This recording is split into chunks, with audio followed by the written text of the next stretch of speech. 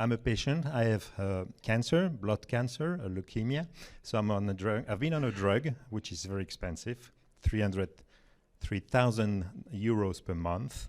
Right now it's been reduced a bit with the generics, but if I was not living in Belgium and being reimbursed for these kind of very specific drugs, I don't know where I would be. And I see on the web Americans going bankrupt because they have the same disease as I do, but their system is difficult apparently for many. Yeah. So thank you, Dirk, for all the work you've been doing with the team. I think Dirk has shown you what I would call a top-down approach, right? A number of people and the government and region deciding on things. And I here represent a bottom-up approach, which is, I think, different and complementary. I don't think there is one that is better than the other. Each have their pros and cons and benefits, and I think together they can reach or challenge each other and improve over time. So I've got this a bit provocative title, right? Which I want to use to say that patients could have a role there, and there's a number of studies that show that when patients have access to their data, they can usually complete incomplete information or fix when there is a mistake or things like that. Of course, patients are not providers, right? So their knowledge is quite limited, right? They don't know about the substance, the active ingredients, all of that they probably don't know, but they know, no, I didn't take that drug because the pharmacist said that I was incompatible and so on. And if that is not going back to the family doctor or to the hospital, then the information is lost. So it's incomplete quite quickly. So these are a few examples. So what I will do is to introduce you to the platform that we built. I think, I want to focus on the fact that I'm a patient first. So I think this is a for patients by patients initiative. I will describe that quickly, and then I will have a few more slides on drug management because this session is really about this. So I'm software engineer by training, so I'm no doctor and so on.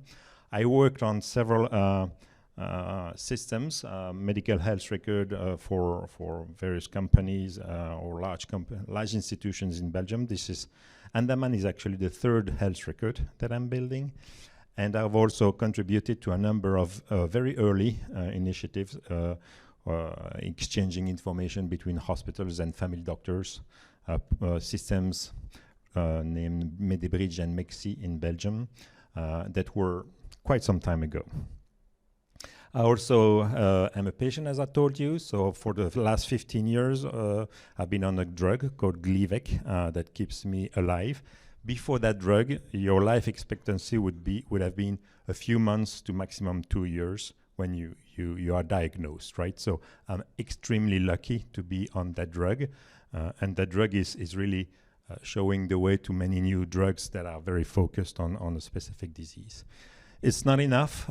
3 months after me, my son was diagnosed with cancer, another one, a bone cancer. He went through a hell of a therapy, 1 year of chemotherapy, radiotherapy, bone marrow transplant, and then he was amputated from his right leg, as you can see there. So 2 persons in the same family, cancer almost at the same time. For me, extremely easy. Just take the pill, everything is fine. And for my son, a very hard journey to cure. He's still alive today. He's 26, so it's been 15 years. The outcome is very different too. As you see, I'm pretty in good shape, but my son has a serious handicap for the rest of his life. And so what's the difference between these two situations? It's the existence of a specific drug that is extremely efficient, right? So it struck me how important it is to contribute to clinical research, help the clinical research go faster, cheaper, and it's going to be more and more needed because the diseases are getting rarer and rarer, right? So rare diseases come with their own problems. Also as a patient, but this dates back a bit, I was shocked by the difficulty I had to have access to my health data. And when you see a doctor, a new doctor usually, they keep asking you questions. What's your medical history? What drugs are you taking? Do you have allergies? So a lot of the information sometimes needs to come from the patient, right? And of course, the situation is getting better. All the projects that Dirk mentioned are really going in the right direction. That's very clear. And that's happening in all countries. However, sometimes I think that's a bit too slow. And there are also many initiatives in each country, for example, Europe, and Europe is not really well integrated regarding the exchange of information, right? I think it could be much faster. And so this left side of the slide is the project, the social project that I decided to build. Right, I was lucky to sell my previous company 7 years ago, and then I started Andaman7 as a social project. So I want to give to patients the possibility to control their health data. Like Dick says, there's no really ownership. It doesn't mean anything, ownership, right? Because if you make a copy of the data, who owns the two? It doesn't make sense. What's important for a patient is to have access to their data and then be able to do what they want with that. Go to another doctor for a second advice, ask somebody from the family, maybe contribute to research if they want to. So that's very important, and that's what I want to contribute to with this project. And all of this is free for patients. So if you go on your smartphone, you can download the Andaman7 application. It's completely free. Your data will be only on the smartphone. We do not put any data in the cloud. And as a company, we do not have any access to the data, right? That's a very strong choice that we made. No data in the cloud and no access to the data except by the patient themselves on the phone. Of course, there are backup mechanisms if you lose your phone, but by default, there is zero sharing of data. But it's not enough. We need to have revenue, so we try to see how we could contribute to other problems that others have, not the patients. And here, clearly, hospitals and care practitioners really need to work more and more as a group, right? Like 15 years ago in your village, you had one doctor, that's all. Today, we all have 10, 15 doctors, right? The GP, and then many specialists that you go for your back, for your diabetes, for any different problem. So today, there's really a team of doctors, and it's very hard to collaborate, right? So the continuity of care is something that is gaining importance and that we have to look at very clearly. And Dirk mentioned many types of providers there, the nurses, the physiotherapists, the doctors. And there's also another category, which are the research, so the pharma, the biotechs, the medical device manufacturers, but also the academic world that is doing research. And those have extremely strict constraints when they want to bring a new drug or a new therapy, a new device on the market. And they have to go through very, very strict clinical trials, right, to protect the patients. That's very clear. And all of that is extremely expensive. And because of COVID, you know that COVID forced us to use telemedicine, right, for simple consultations. But in the clinical trial world, it was a real problem because the patient could not go to the hospital anymore. So the trials were stopped. So no more drugs in a few years for all of these pharmaceutical companies. So it was a serious problem. And that's when started what is called decentralized clinical trials, where the patients can contribute to research from their home with a smartphone usually, and share some data, answer questionnaires and things like that. The right side for us is the revenue part, because of course I want this project to be sustainable in the long term, right? I don't receive any funding grants. I did that with a number of entrepreneur friends. So we have limited clearly. And we try to get revenue from these players by helping them run clinical trials, for example, and things like that. So we're trying to help patients, as I said. We're trying to help doctors and providers in their interaction with patients, especially when there are multiple ones and several hospitals. And then we're trying to help research by running clinical trials for them. it looks like a simple application, right? But that's the thing you see, that's the visible part of the iceberg. And behind that, there's a whole platform which is exchanging data with hospitals, with pharmacies, with labs, and things like that. On the front, it looks like a simple application, right? Where you have your allergies, your documents, including images. And you can have unstructured documents like a PDF, but you can also have structured document if the provider can give it to you in a structured way, like an XML or a summer file or a fire file, things like that.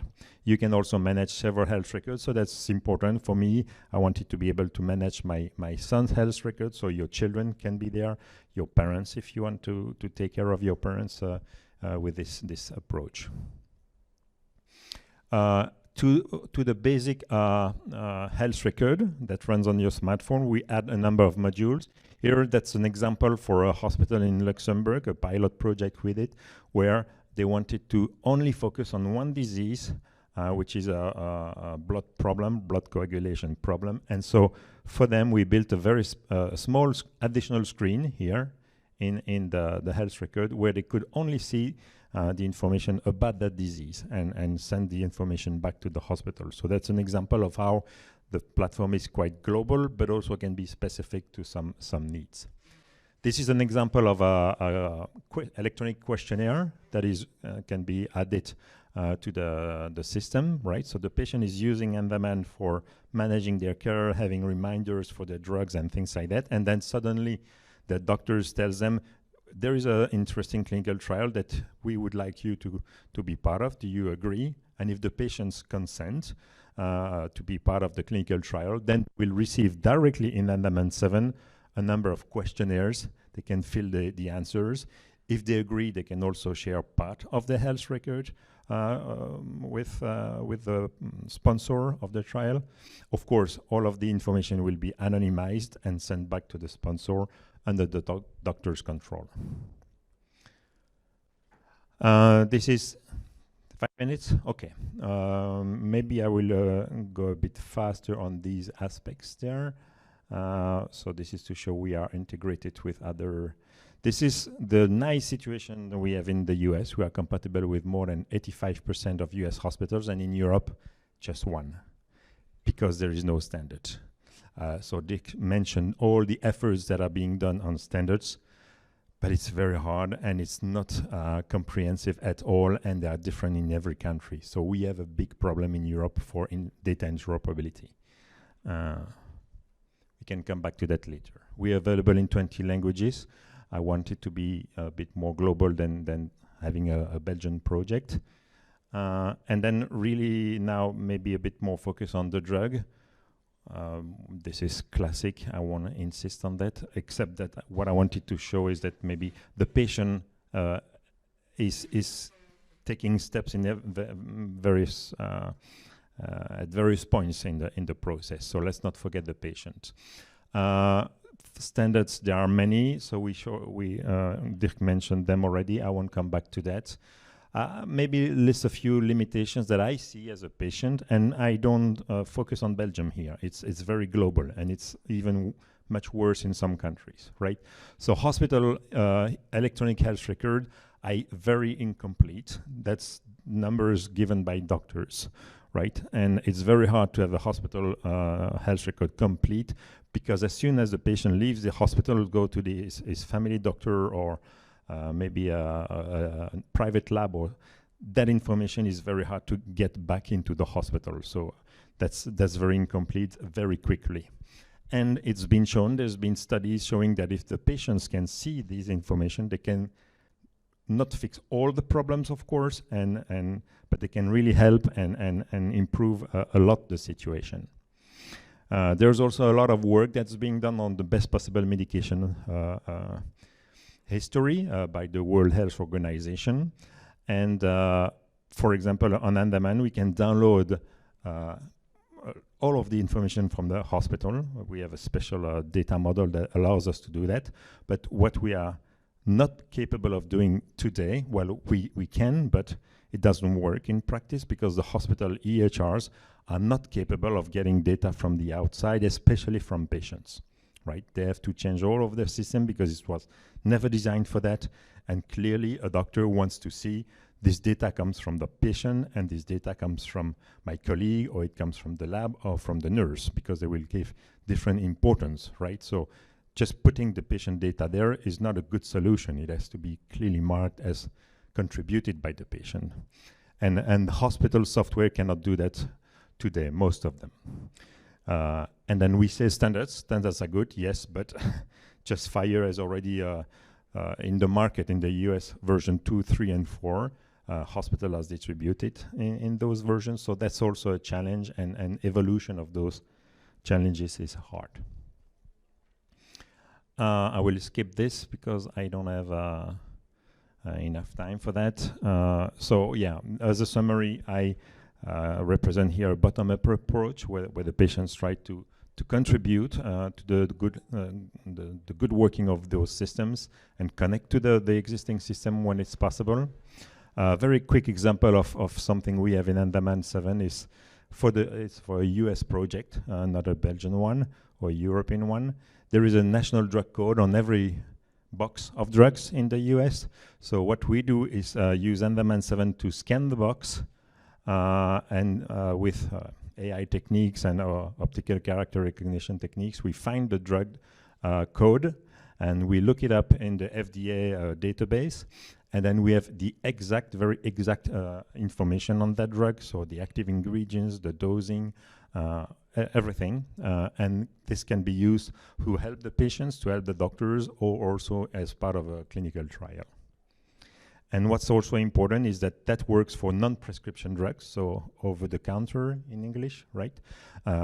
Prescribed drugs, usually it's okay to have information because there are lots of systems that are there for this.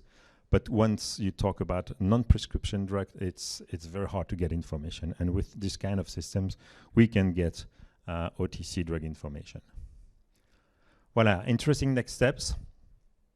I would love to be able to return drug lists to the hospitals and to the family doctors to get an improved drug list. That's something we do with some pharma companies, be able to calculate, for example, acetaminophen, which is present in various drugs that are non-prescribed, but when you take too much of them, you have liver problems. So there are very serious problems that must be addressed quickly. And then Dirk mentioned artificial intelligence. That's also something I believe can help us a lot.